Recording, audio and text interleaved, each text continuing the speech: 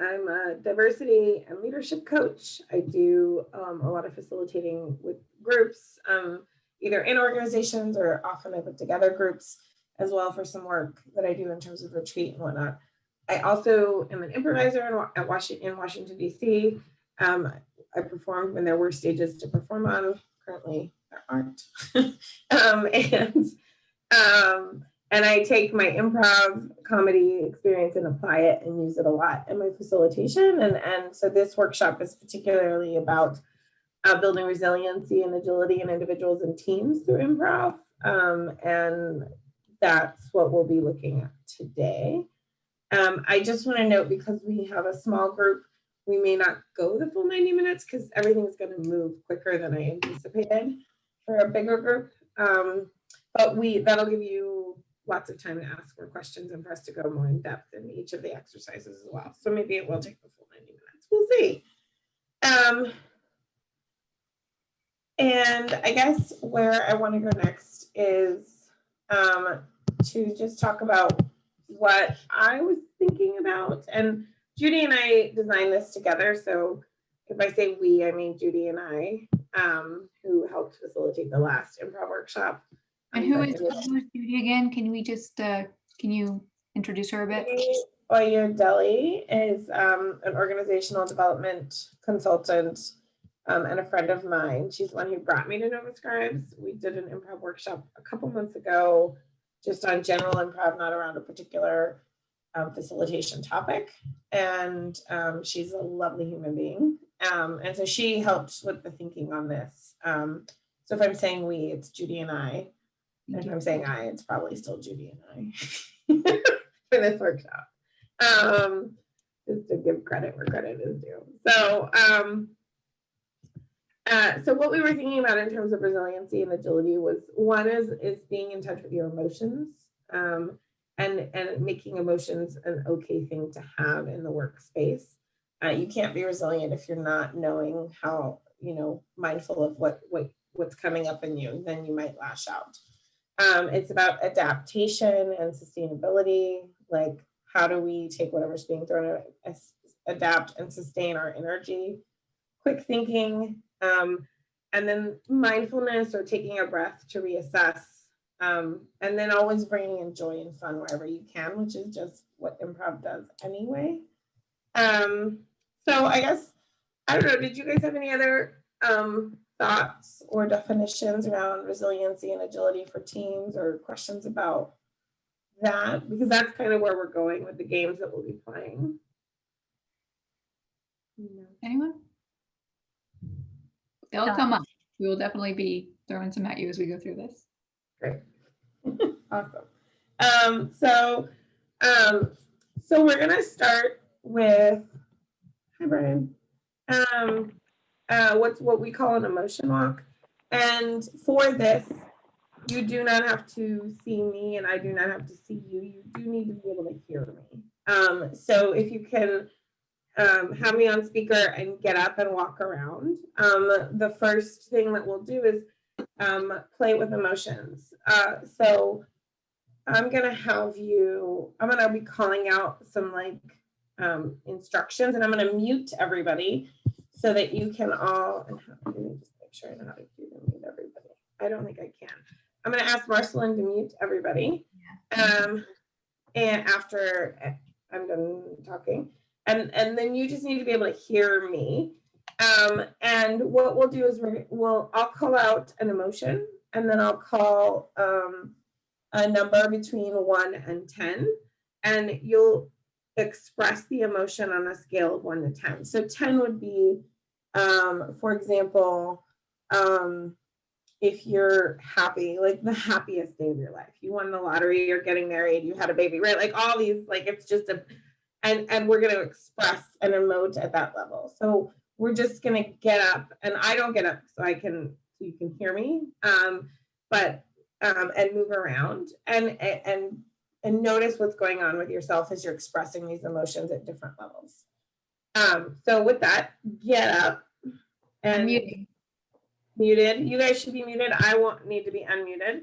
And so you can monologue, you can talk, you can scream, you can cry, whatever, while I'm telling you what to do. So the first emotion we're going to work with is sadness. And I just want you to walk around sadly at a 4. Again, I don't have to see you. We're going to debrief on what you experienced. So just walk around and make sure you can hear me. You're sad at a level 4. 2. Sad at a level 2. 1. 2. 5. 6. 7. Back down to 3. 6. 8. Really let the sadness overwhelm you. 9. 10.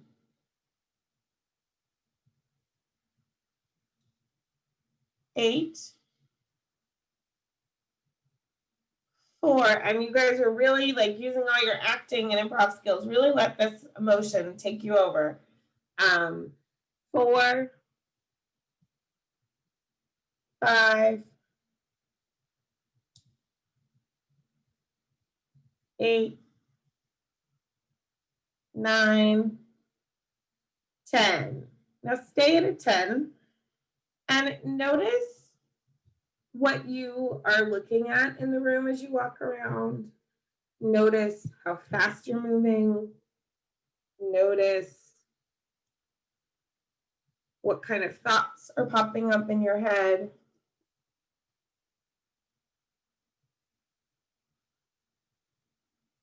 And scene. Shake that off. Shake it off. Shake, shake, shake, shake, shake. And now we're going to try different emotion. This time we're going to do angry. Walk around like you're angry at a 4. I always start with 4. And just really let it wash over you. 5. 6. 7. 2. 1.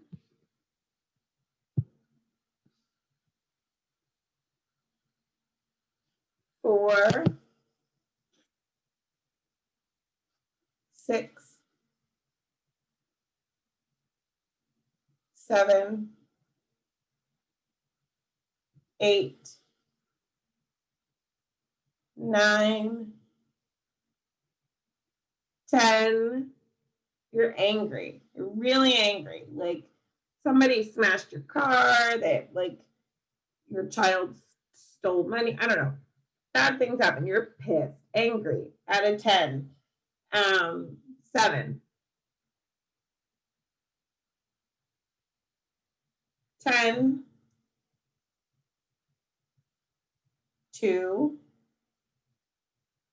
Now notice here at a 2, the same things that we observed in the previous emotion. Where are you looking? What are you thinking about? How fast are you moving? What's going on with your body? Are your shoulders up? Are they, what's going on there? Now go back to a 10. You're like pissed and like really like let it all out. I can't hear you because you're on mute. You're angry. Now notice again, when you're at a 10, how fast you're moving. What are your thoughts? What are you focused on? What are you able to see in your environment? And scene. Come back. We're going to do 2 more. So the next one we're going to do is you're in love. Whether you like that, like puppy love, or we'll go through the whole scale, but you're in love. So you start out at a 4.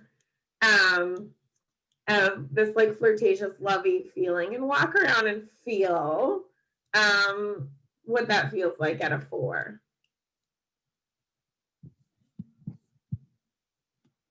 1,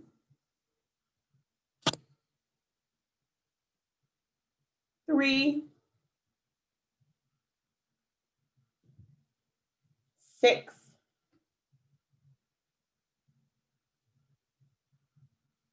7. Great reflection, Brian. 8, 9, 10. Like that you're proposing today or getting married today or whatever. Like it's 10.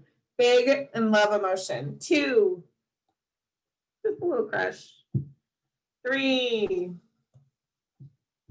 8, 10, 10, 10, 10. Now notice what's going on in your body, where your attention is, how fast you move. What are the thoughts going through your head? What are you focused on? And scene. Shake it off. Shake, shake, shake, shake. The last one I always end with, this is a facilitation technique, happy, because you don't want to leave somebody in a bad emotion. You never end on a negative emotion. So let's do happy at a 4. Walk around and be happy at a 4. 6, 2,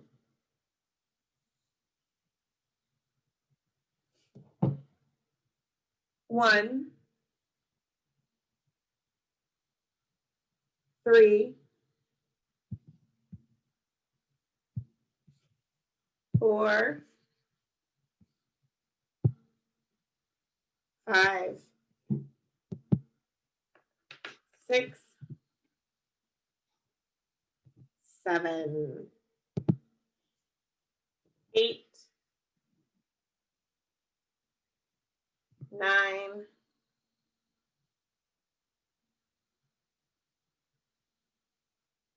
10.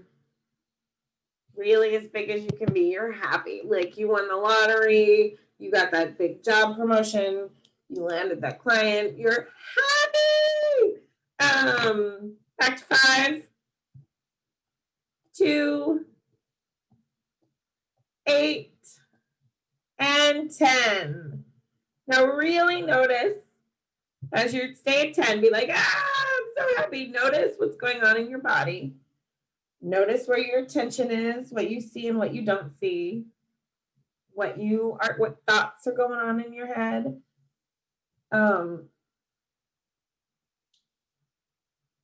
And see. Now shake that off and just be yourself. Come back and unmute.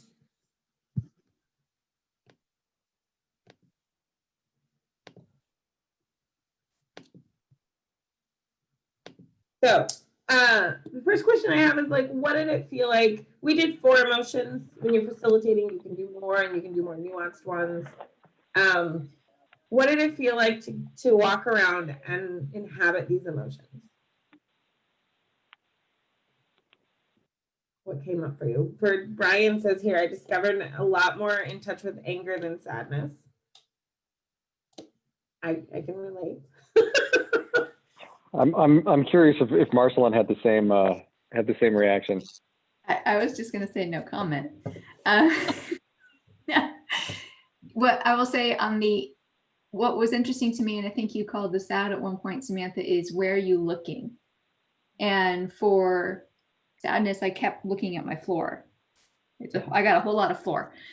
And then anger, I was just trying to like work it out of my system. I just kept going everywhere, just trying to get it out. It really physically, it inhabits you. Yeah.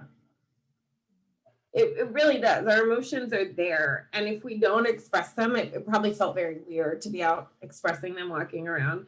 But they're there and they are driving our actions regularly. So this game, which often turns into like create a character in improv, who's really angry. What might they be? Are they a pirate? Are they a monster? What are they? Which you can use also in facilitation. I think is a great baseline of having people And you can ask questions, which I didn't ask, right? From this anger place, which we all have inside of us, what are the big things going on in your team?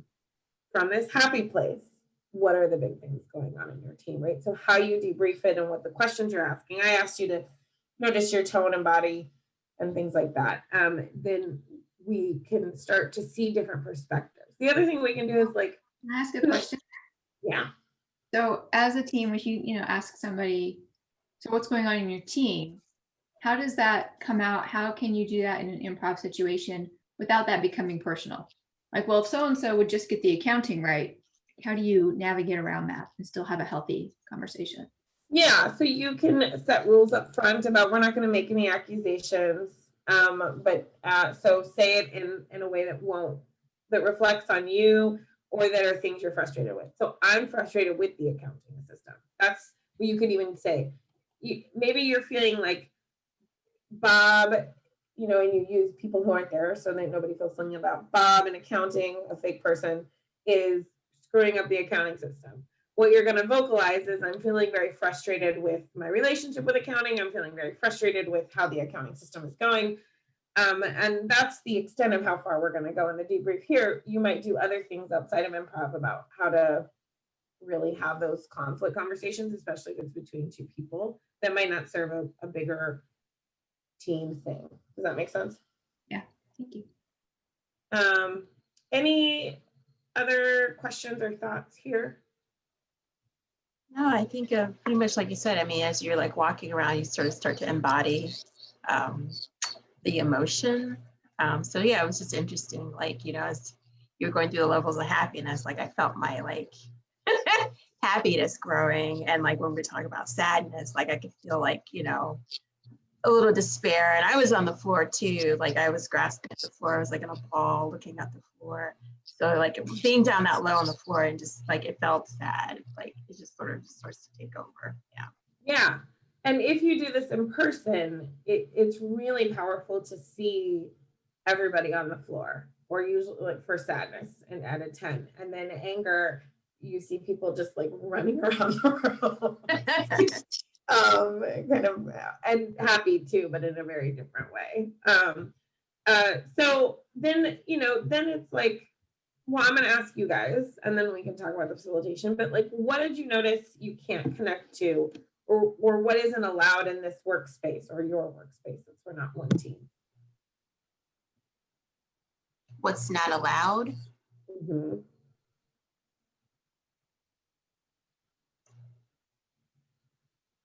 In terms of emotions?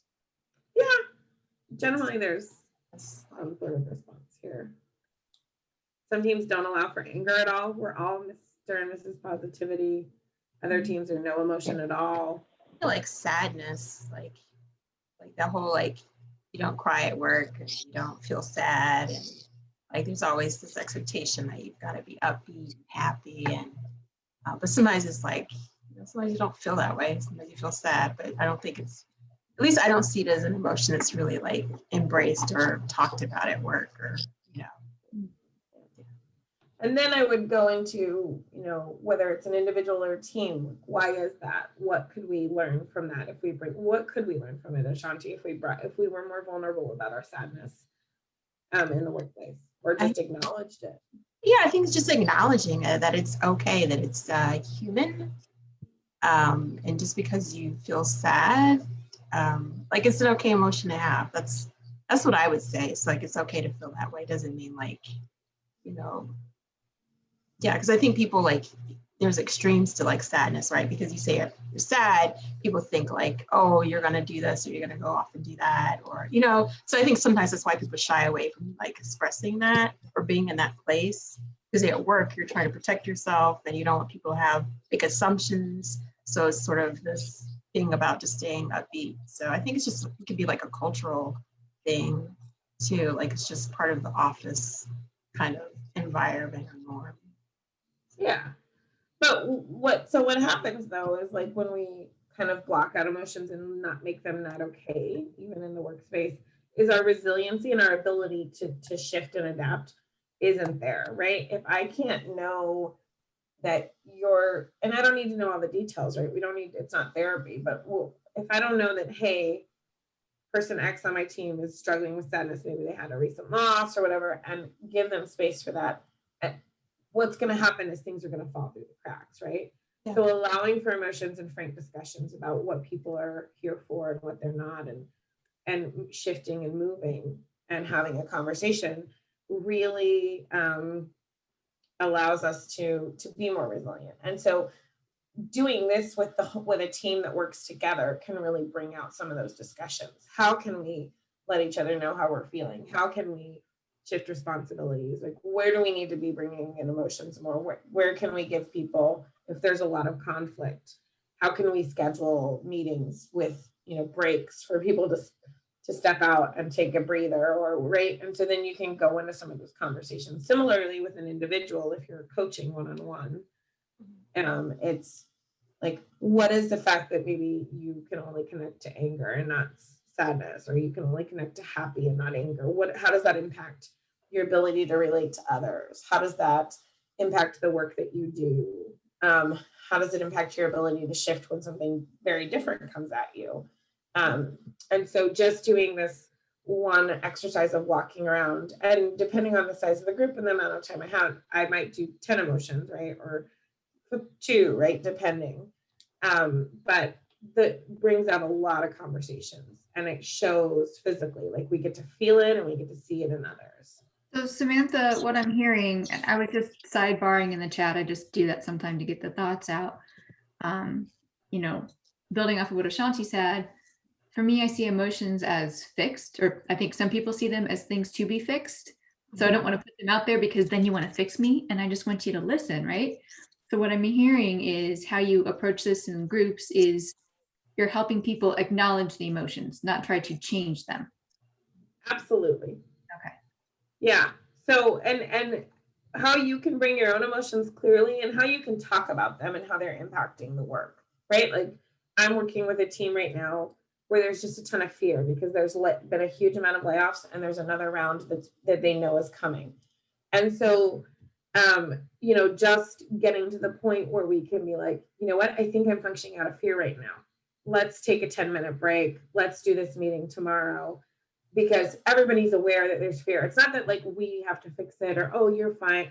And we work on that. Like, oh, you're fine. You're so great. Nobody's going to lay you off is like something people want to say to each other.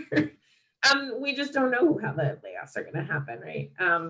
And so it's really like, how are these emotions impacting the work, and how can we work on managing it, not fixing it, but so that we still get the work done, and still are able to and be there for each other, right? Part of resiliency is support. What do you need when you're in a really angry spot? I need a break. I can't keep going. I'm not able to recover in 30 seconds, or right, whatever. So having the conversations and allowing for emotions at work then creates a more resilient team where you're able to move and shift to support each other. And this is a good starting place to start those conversations. Thank you. Yeah. The other thing that you can do here, depending on with this exercise, depending on what you're working on, is you can do perspective taking, right? So if you have a bunch of managers in a room and you want them to understand the fear, for example, using my layoff situation, get them in touch and walking around with fear. And then, present some of the scenarios that are going on. How might you feel as opposed to how you feel as a manager, right? And then, so it protect perspective taking. If we know there's some big emotions going on in the organization that are really caused by the organization, or, like a team loses their leader, like either through death or they got fired or they moved on, whatever, that might impact their, right? And so how can the people who need to get them back on the right track do some perspective taking from the emotional point of view? If I'm really sad and I've lost this person, now I'm letting the sadness in, what am I seeing about the fact that you're asking me to implement a new accounting system? I'm not super motivated, right? So that's another way you can use this, is get them really in touch with the emotion and then look at the problem. All right, so we're going to do a little bit more with emotion. This is in person, it's called hitchhiker, because what you do is you kind of pretend you're in a car and you pick people up and drop people off. This is like, I call it emotional Zoom call on Zoom. But if you want to look it up, the game, it's hitchhiker and the rules are pretty clear. I will also send out a handout in a day or two with all of this written up. But what'll happen is I'll start with one of you, and everybody else will have their cameras off. And then about every minute, somebody's going to pop on, adding to the conversation. And so who's my volunteer to stay on with me first? That'll make it easier to talk about. Brian. So Brian and I, we're going to pretend we're all family and we're planning a Thanksgiving. And so Brian and I are going to start the conversation, and Brian's going to pick an emotion, and he and I are going to be that emotion while planning this conversation. And we'll do that for like a minute and a half. Because I'm participating, I'll need you guys to self-monitor a little bit. About a minute and a half in, why don't we have Ashanti join? And you'll be a very different emotion. And we will all join you in that emotion and continue planning. Everything that's been said still continues to be true. We'll continue planning this Thanksgiving dinner. And we'll adapt to your emotion. And then Marcelyn, a minute and a half-ish after Ashanti joins, you'll join with a very different emotion. And then I will exit and leave you with emotion. Like, hey, I've got to go. I got to take my dog to the vet. It makes me really sad. That's how you would know that you're supposed to be sad.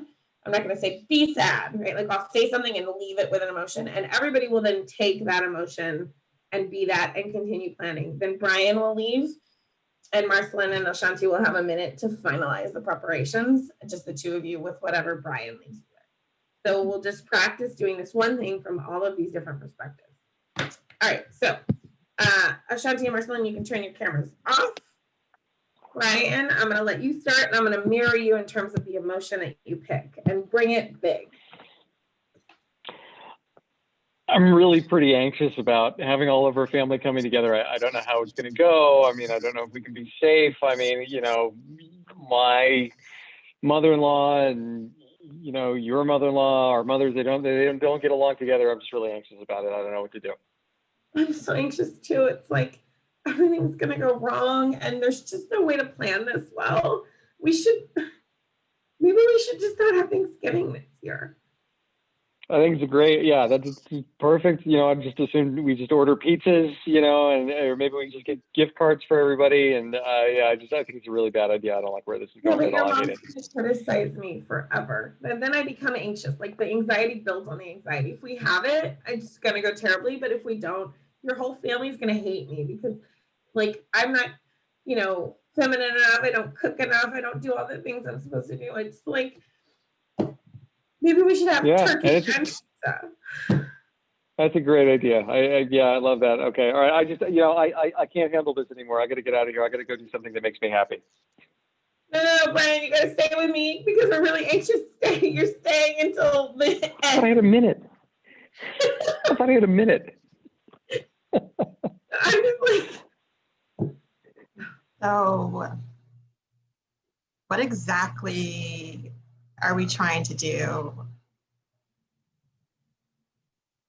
Pause. Ashanti, I'm just going to pause the exercise. So everybody's going to stay on, Brian, until Marcelyn comes on. Then I will leave first to demo how you leave, and then Brian will leave second. And that's when we're going to, after a minute after that, so we're all going to now be like, because that's the emotion Ashanti came on with. It's like, got it. Okay. Instructions unclear. Got stuck in toaster. Thank you. Okay. Sorry. So yeah, I mean, I'm really over Thanksgiving. It's so like yesterday. Yeah. Cranberry sauce, yuck. Do we really need that?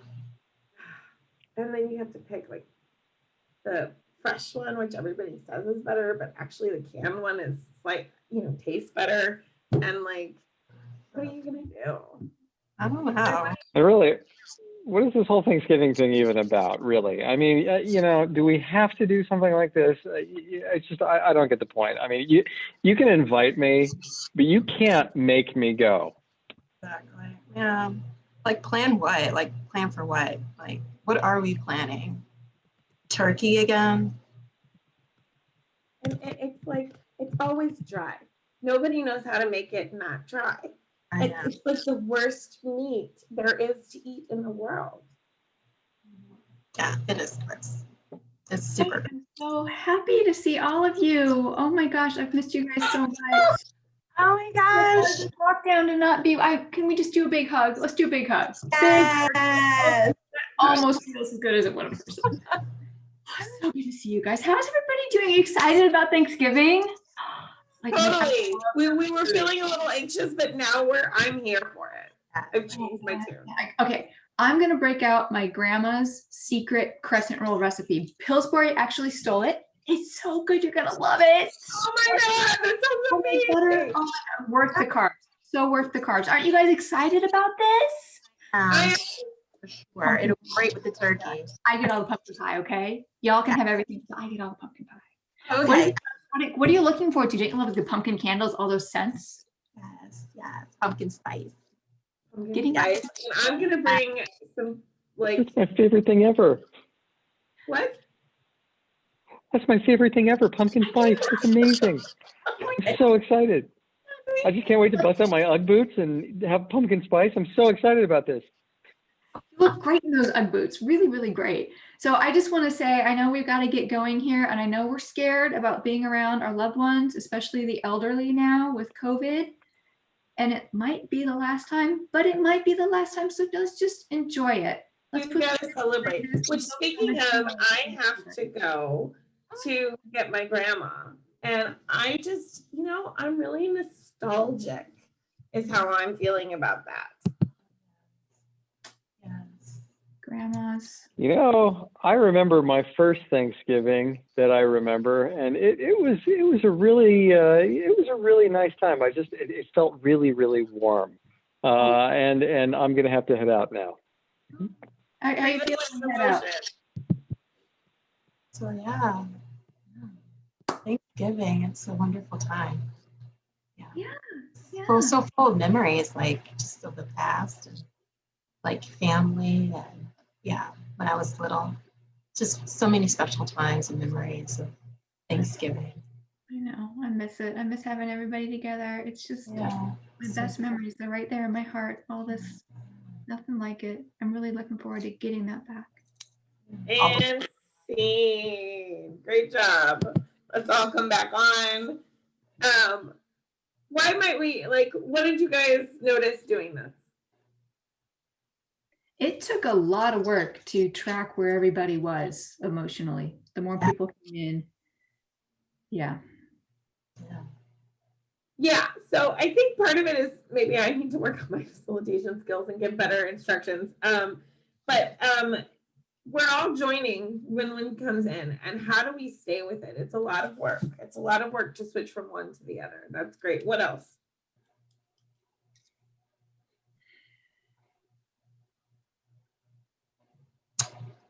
I think, along with that, I would just say, well, I guess it's part of what Marcelyn's already saying, just keep track of like even the conversation, because you're like trying to switch at the same time that you're trying to like remember, like trying to like come into the conversation and pick up and kind of like, okay, what is it that they're talking about, and just trying to get into the flow of what they're saying as well. So yeah. Great, and that's like some agility there, right? You got to maneuver your way into what's going on. So that's a skill we're working on with this. What else? That it's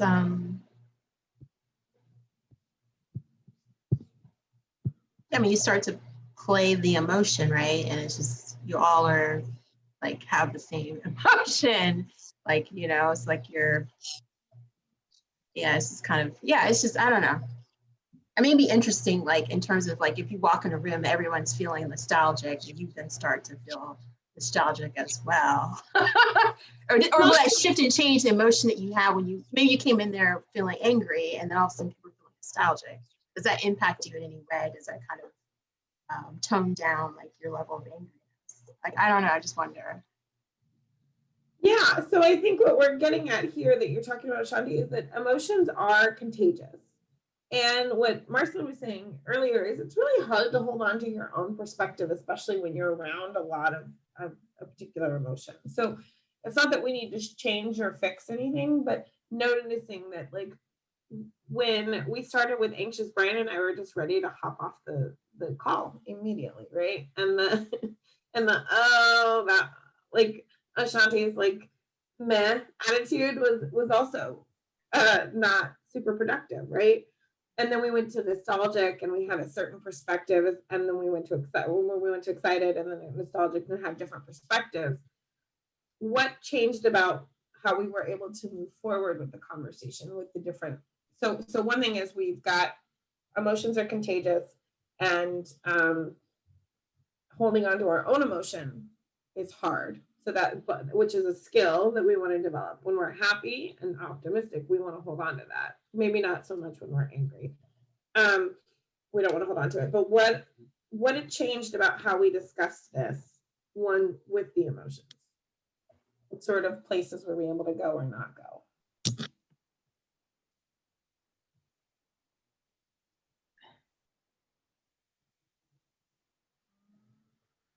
So I feel like, I don't want to say one-upsmanship, but it felt like everybody was like, let me talk about, the same thing. And it was almost, again, we had time constraints and stage directions to follow, but it almost felt like, let's all talk over each other to put our stories out there. But the stories were along the same emotional lines. So there is that kind of almost, I don't want to put words in your mouth, Ashanti, but like a unity or this joining together of an experience, if I was hearing you correctly, that there's almost that connection. Yeah. So in terms of a team, we can see you either have everybody talking over each other or nobody talking at all, or just the right amount. So it's sort of like a temperature check too. And like, how's this team doing in terms of sharing the stage and whatnot? And I think for us, it was like, we're trying to figure out how to do this. Usually there's a little bit of anxiety there too in this for a new group. But we're also, I think, like the perspective we had versus like happy versus nostalgic was happy was like, oh, I'm going to bring this, I'm going to bring that. Nostalgic was like connecting it to meaning. And so also noticing even on the positive sides or the negative sides, that there's variances in what it brings to the table in terms of how we move forward in a conversation.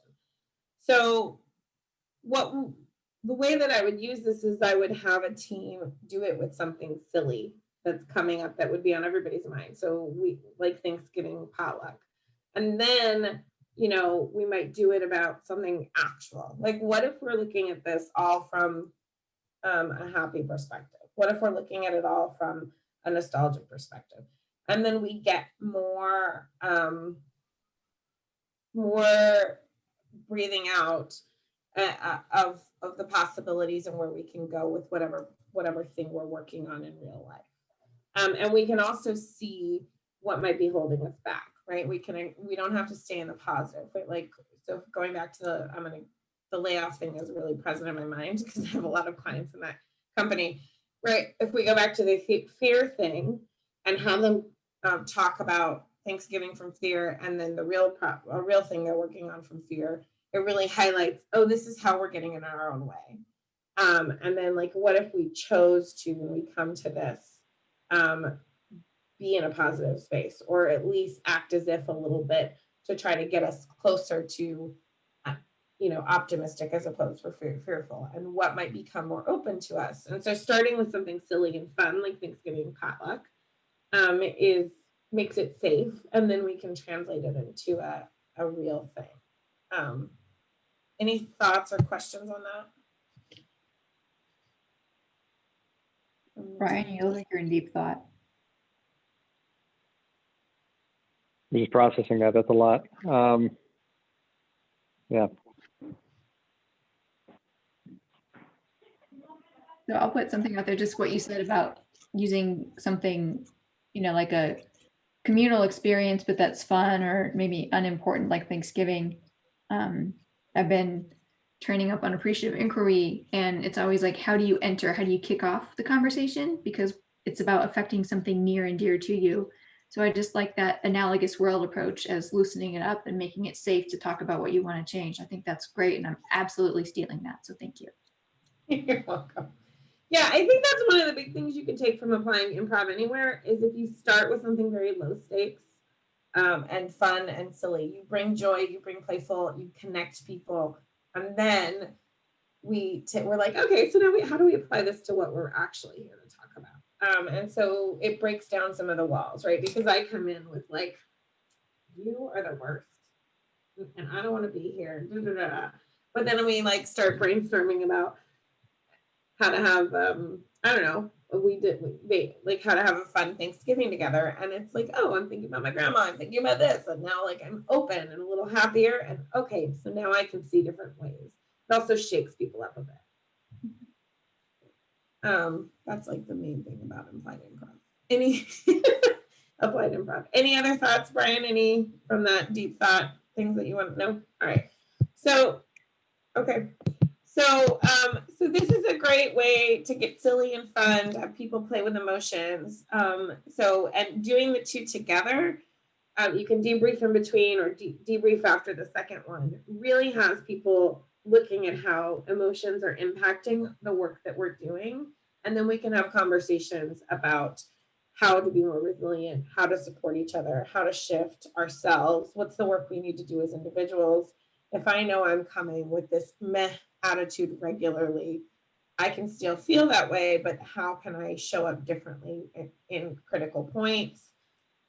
How can I manage myself? If I know I'm really sad or fearful, what supports do I need to not necessarily get rid of the fear or fix it, but to move forward in a better way that's not hindering the work, and to feel more resilient about my way to do it. Great. So this next one that I want to do is called dubbed scenes or talking ahead. And so we'll have all four of us will be active, two of us will be on stage, and two of us will be off stage. And we're shifting now, away from emotions into like resiliency and agility. So we're going to throw a lot of things at you that you don't know what's coming. So I need two people to be talking and moving their hands and faces on mute. And the other two people are going to be voices of the people off screen. So we're going to get playful. And I'll give you a scenario so you know what you're talking about. It'll be super easy. But who wants to be on screen first? I'm happy to do either. Ashanti and I will be on screen. Let's do that. So Brian and Marcelyn, you'll be our voices. Brian, you can be my voice. Marcelyn, you'll be Ashanti's voice. And the idea here is Brian and I are a team working together. And so if Brian says, I feel really angry and I'm like this, I need to quickly become angry. But likewise, if I'm smiling and laughing, Brian is responsible for shifting what he's going to say so that it matches also what I'm doing. So we're moving together, kind of both of us mirroring the other and defining our way together without communicating that. And then at the same time, I'm working with our team is working with the other team because we're having a conversation. We have to listen and respond to what Ashanti and Marcelyn are saying. So that's what we're going to do. I think our first scenario is we're just two coworkers grabbing coffee in the break room. So Ashanti and I will mute. I muted halfway through, and then why don't we just have Brian start us off, and I'll start talking, moving with any time. Well, hi, Marshanti. How are you doing today? It's good to see you, man. I gotta say, the number of times people mess my name up, I'm getting a little frustrated, but it is good to see you. Well, and I'm really sorry about that. I get people's names. I try to, make a point to get people's names, but yeah, names are important to me. How's the coffee? Looks like you're, getting some coffee here. So again, my pretty name is good. Marcelyn, and I'm a tea drinker actually, but thanks for asking. Oh, tea. Okay, all right. Well, it's all right. Excuse me. Yeah, I didn't mean that. I've never really held much faith in people that have tea. I think that there's something wrong with you. I mean, the world runs on coffee. So yeah, what's your problem, man? Well, you're drinking all the coffee, so I had to choose something else. Okay. All right. Okay. Would you like some sugar with yours though? Sweeten things up? I'd love some sugar, please. The more sugar, the better. I mean, the world runs on sugar. So yeah, you give me some of that sugar, and I'll just go ahead and pour it in, and maybe I'll have a little more, and I'll say and taste it now. And yeah, it's really good. Thank you so much. Yeah, it's good. Thanks for the sugar. I appreciate it. Where'd you get that? Is it raw sugar? Is it refined sugar? Powdered sugar? I went to the Midwest. Confectioner's sugar? Granulated sugar? Syrup. High fructose corn syrup. That's really funny that you bring that up. My grandpa was a high fructose corn farmer. It runs in the family. I can't get enough of this stuff. Love it. Yep. Can't get enough of it. So my family grew that, but they sold it to the big oil companies and turned it into ethanol, and they're really rich. Yeah. No kidding. Or you could sell it and then move to the beach in Hawaii. I'm just saying, choices. Oh, I really appreciate that. So you're like filthy rich then, huh? What are you doing working here? Fair. Let's call it fair. Great job. Awesome. All right, now we're going to switch. So Brian will be on camera. I will be his voice, and Marcelyn will be on camera. Ashanti will be her voice. And the thing that you guys are going to be doing, you two can mute Marcelyn and Brian. I think the thing that we'll do is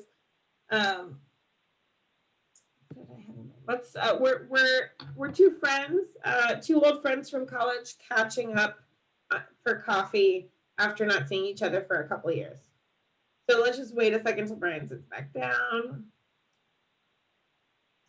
No.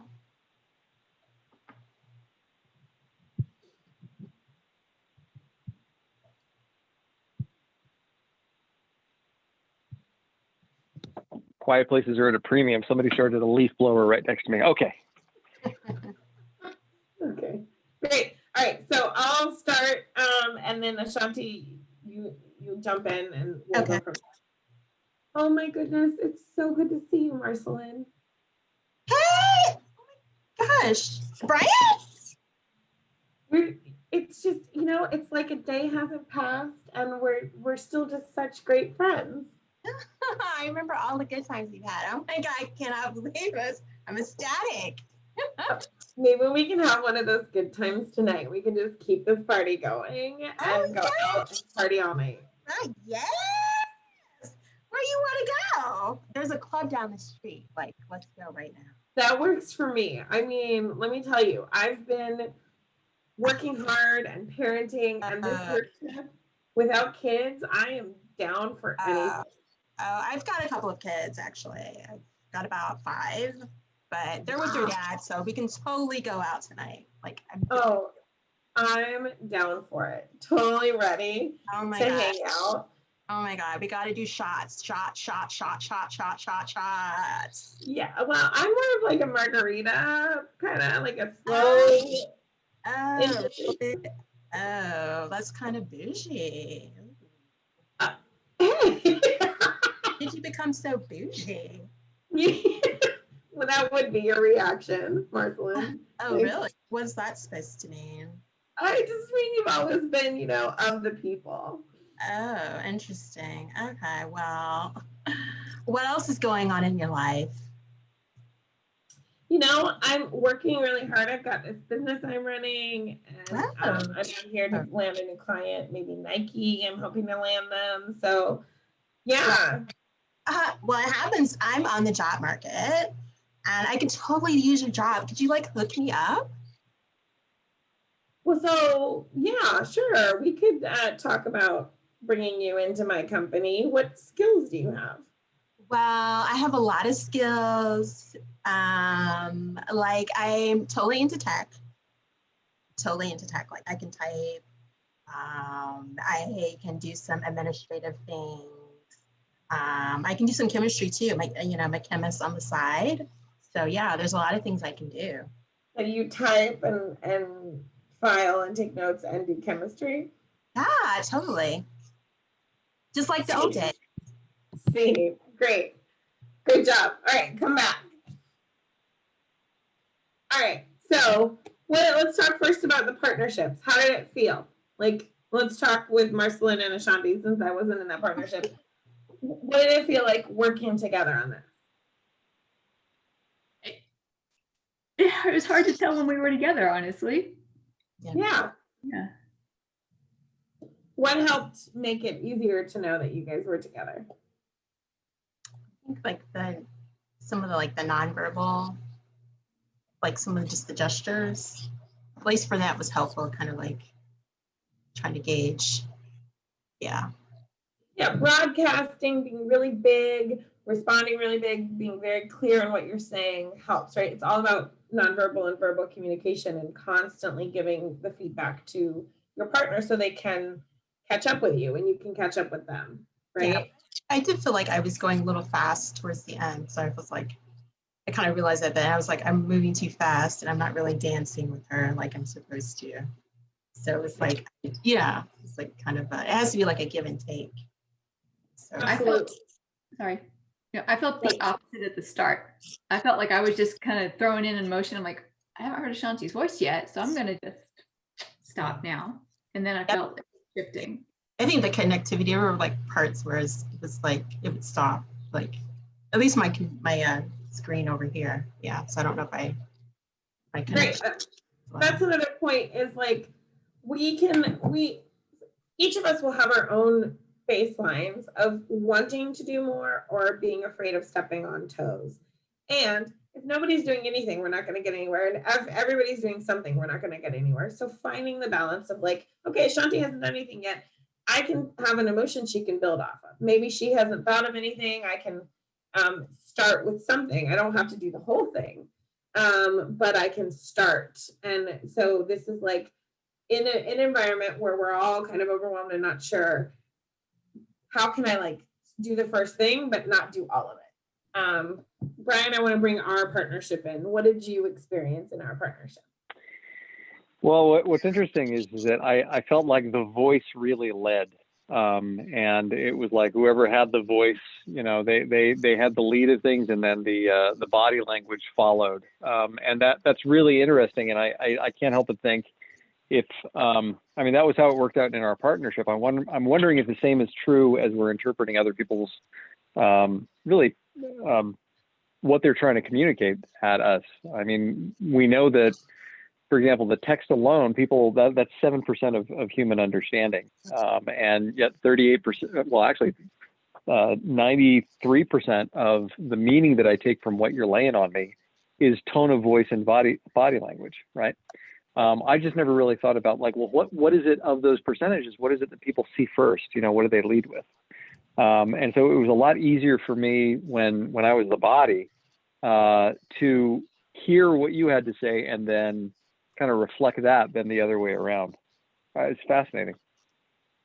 Well, and I love that you brought that up. For me, what that means is most of us, when we're not connected to our body, think we have to be really clever and put a lot out there, as opposed to if we stop, right? Like when you're in the body, you're just like, oh, I can, communicate really subtly, and I can wait and kind of hear what they're saying. But we actually do, like you were saying, communicate so much with our body, and that's something we work on. Like if we're doing this on an ongoing basis, is how can like the body lead, and the voice needs to respond to what the body's saying. I think so that I don't think that it reflects, just as you were saying, what happens. Usually we get so much without realizing it. I do think what it does reflect is our desire to be like, say something clever and get a lot of words out there. And so that's like something we can notice and talk about, right? Like, oh, you felt the need to talk a lot. When you were in the body, you didn't feel the need to perform as much. But how much do we get from the body? What other thoughts do you guys have on the individual partnerships? Because then we're going to talk about what it was like to work as a bigger team with our 7 teams. Anything else? All right. So what was it like then? Because we were these sub teams for anybody to be responding to the other team and what they were saying and doing.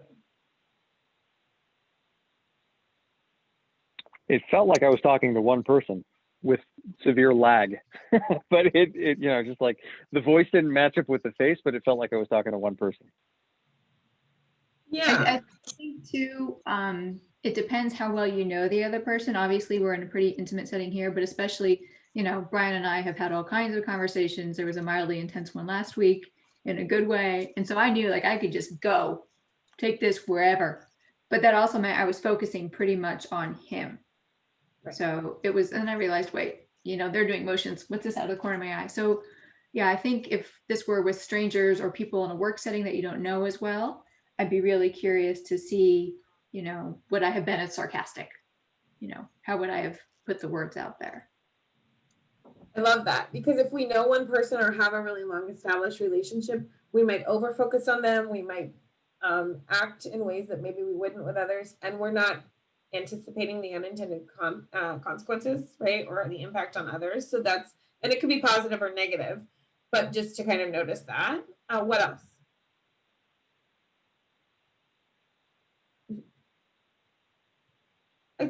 I think for me, what I noticed, because I haven't done this in a really long time, I've been facilitating it, but I haven't been in it for a while, is that it's really hard to pay attention to my individual team's goals and the bigger team's goals. Mm-hmm. And that's just a really difficult thing. And so my focus was often on Brian, and then I'd be like, oh yeah, and there's this other two people I've got to, right? And so noticing where, and for other people, I imagine you were probably more focused on the other team than you were on your teammate. And so noticing what impact that has, right? And how we can focus on all of it and work on our tracking and agility. Hard. It's almost competing.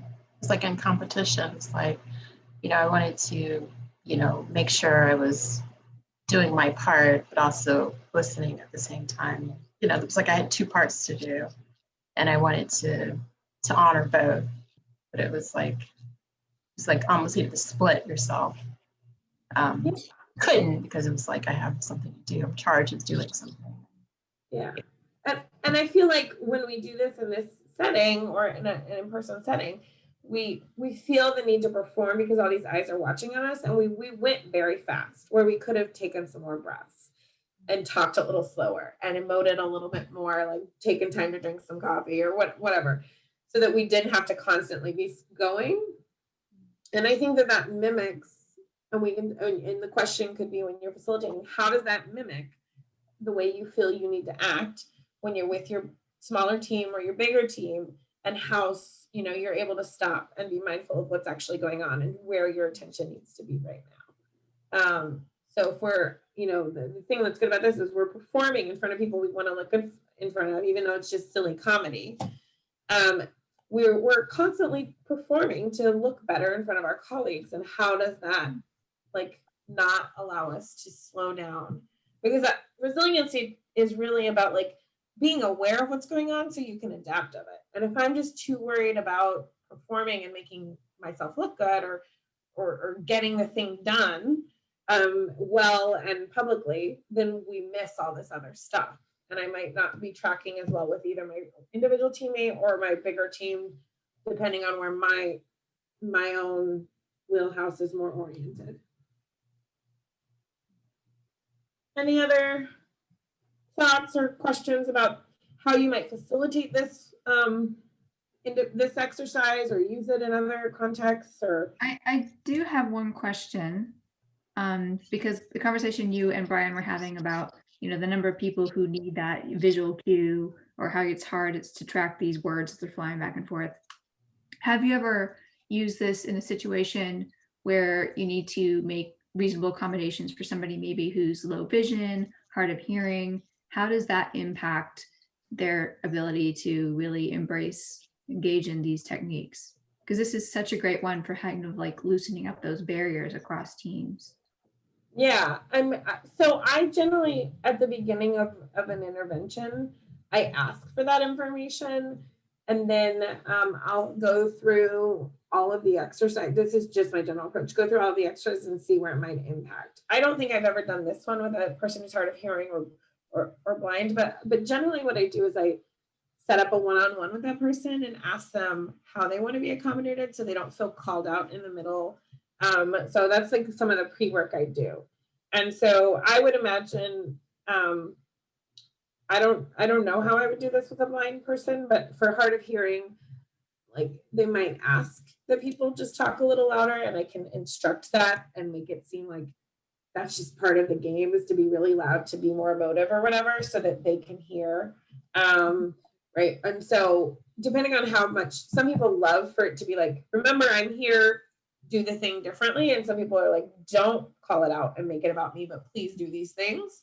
And so I like to meet with the individual if possible, or at least exchange some emails to figure out how they want me to approach it. And then I try to accommodate and move as much as possible. For a blind person, if you have a blind person in the team not able to see, I think, especially online, it would be really hard for them to participate. In person, they might be able to feel what's happening enough. I'm not really sure. So I would ask, and for other accommodations. I have worked a lot with an individual with a wheelchair, but all of these that we've done so far don't really need to be accommodated for a wheelchair. Okay. Great. That's a great question. I love that. Inclusivity matters. All right. Any other thoughts or questions before we move on from this exercise? Great. So now we're going to work on shifting to new information, new environments. So what I'm going to have you do is the three of you are going to this is called Family Portrait or Frozen Zoom Call. And the way that this game works is we'll turn off our cameras. If we were in person, we would just move. We would do crazy movements. And then when I say freeze, you freeze. And we all turn on our cameras and we have to tell the story of what's happening in this family portrait. So we're just going to do that first. And then there's a couple variations that speak to resiliency and agility with new information. So let's do that first. I'll count, we'll all do it, and I'll tell the story, and then we'll rotate who's gonna, I'll do it a couple of modelings.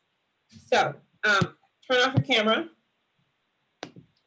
and move wildly as I count. I'll just say freeze at some point, and everybody's gonna freeze. 1, 2, 3, 4, 5, 6, freeze. Now, the only movement you're going to make is to turn your camera on and then go back to exactly how you were.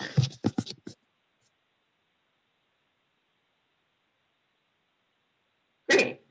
So this is the Johnson family. They are a traveling sales team, and they are putting on a show selling their snake oil to the local people. Brian is really hyping it up, as is Marcelyn. They're each on one side of each other, like doing like, hey. Samantha is on the ground doing flips to like really show the excitement and get people hyped before they make their pitch. Ashanti is the least interested member of this team. She's sort of been forced into this as the little sister. So she's got her hands up, and she's clearly, skeptical about it. They did not make the sale. We might be blaming Ashanti for it. Scene. Great. So let's do another one of those with one of you telling the story. You have no idea what you're going to get, and you have to tell us what's going on. So that's to start first. So I'll turn it off. I'll count for you. Oh, before we do that, who wants to tell the story? Marcelyn, because you're the only person on camera, I'm giving it to you. Okay, so I just count down at some point? Yeah, and tell us when to freeze. But turn your own camera off because you'll be in it just like I was. So. All right, folks, get yourselves moving. Be crazy. 1, 2, 3, 4, 5, 6, 7, 8, 9, 10. Ready or not, come on out.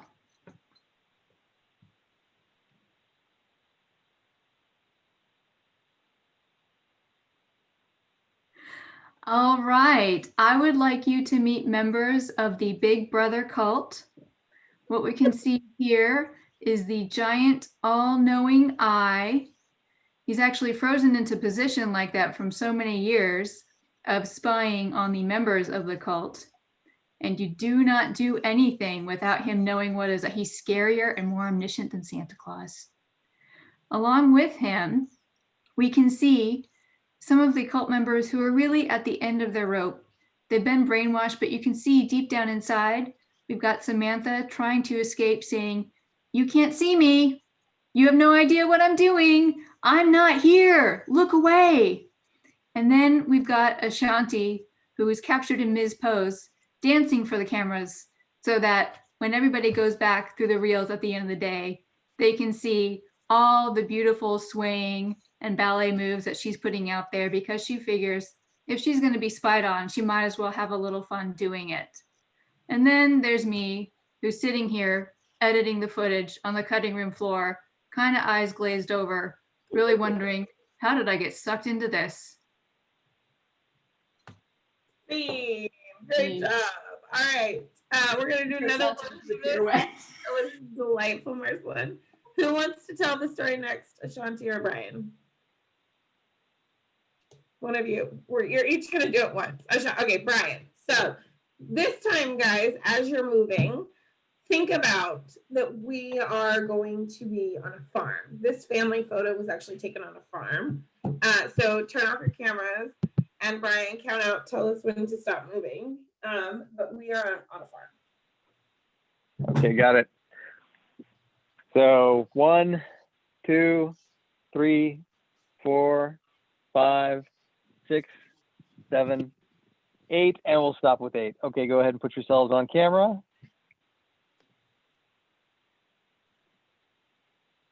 All right, so this is Brian, before you start, I lied, actually. We're at an amusement park. Go ahead and tell the story. We're at an amusement park. Okay, so here's the Park family. It's gone down to Busch Gardens, and it looks like Marcelyn is just about ready to swing the giant hammer and hit the bell.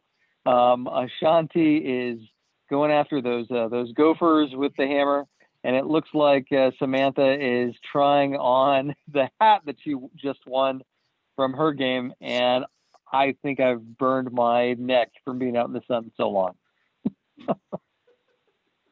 Great. All right. Now we're going to do a last one with Ashanti telling the story, and Ashanti, you'll count us down. This time we're going to be at a race car track.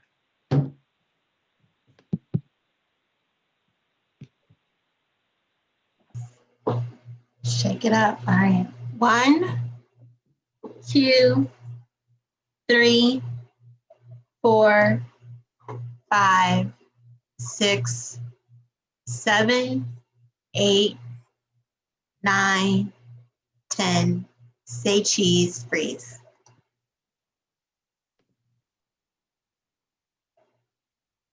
So On you. Go ahead.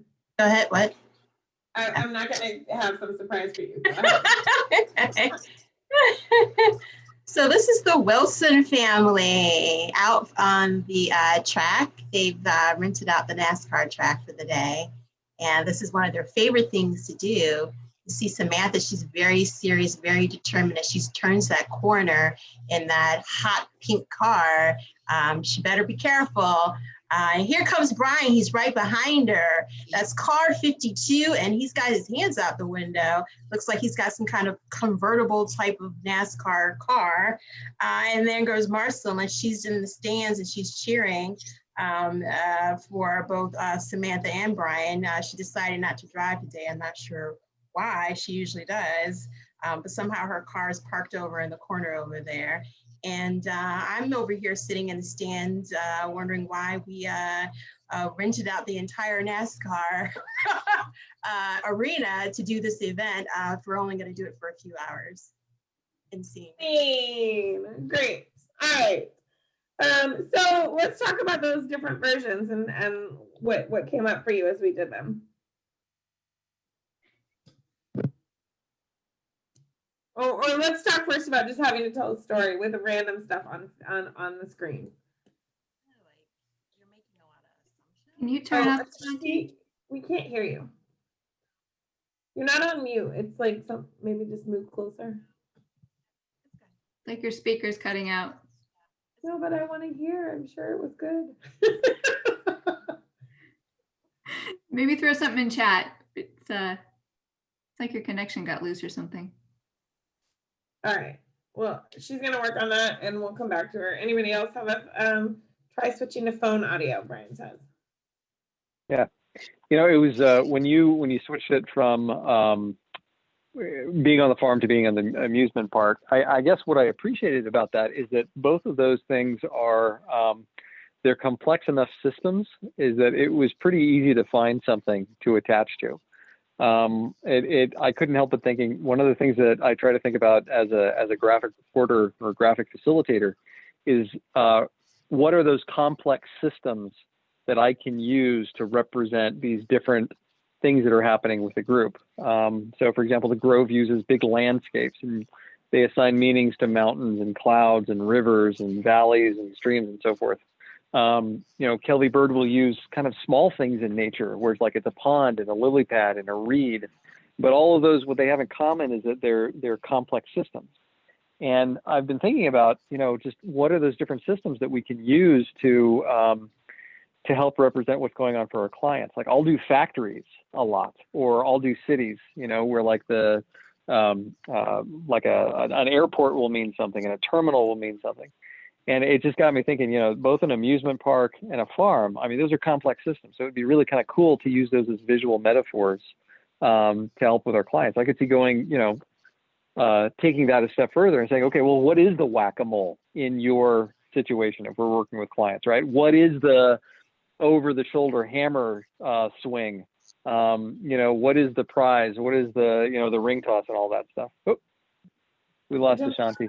I hope she will. Yeah. Yeah. But anyway, thank you for those. Those are a couple of complex systems that I think I can do a lot with. Good. I love that. Any other, Marcelyn? Well, it was a little disorienting. I mean, obviously being in Nova Scribes, I tend to think of myself as a visual person. And so when I look up on the screen, let in Ashanti here. One moment. She should be joining right now. Welcome back. Oh, she's muted again. I can hear you. Can we do a quick sound check? Oh man. So type it, Ashanti, and I'll read it to everybody. If you want to type a couple of reflections in the chat.